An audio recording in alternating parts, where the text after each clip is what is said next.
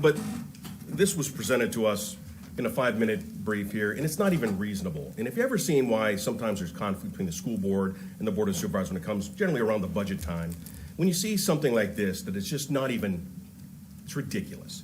I mean, if you really had to cut some of your services, would you legitimately go in and say, I'm cutting all the libraries out of the school system?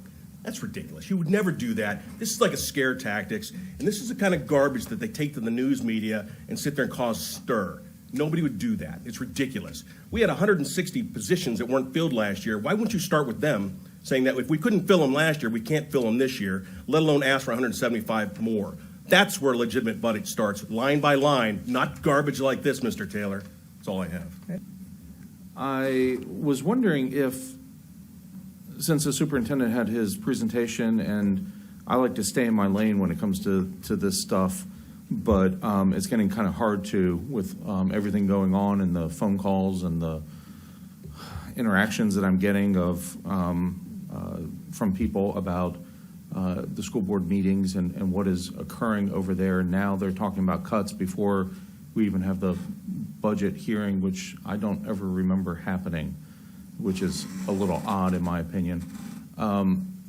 This and then to have the superintendent come up with a ton of information.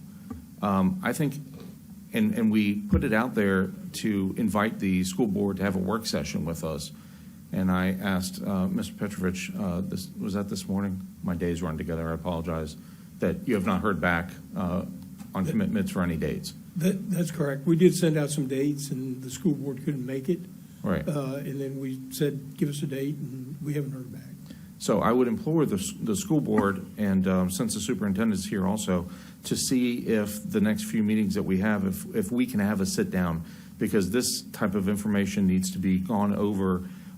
Since we are the funding mechanism for the school system, we need to understand exactly what is happening, and getting bits and pieces from different places is not helpful. And having the ability to ask questions of what is going on, I think is imperative to our decision making. So I would implore the school board members, whoever might be out there listening, to please come and have a meeting with us. We have lots of time to do it, or lots of dates, I should say, but they are slowly going away. So hopefully we can get that done, because I want to make sure that the decisions that I'm able to make are with the best information possible. So thank you very much. I'll second what Mr. Yakubowski just said. I think that needs to happen by all means. I'm looking through the what was presented here, and I question if you legally can cut some of these things here. I have a long list of questions for our county attorney on it, definitely.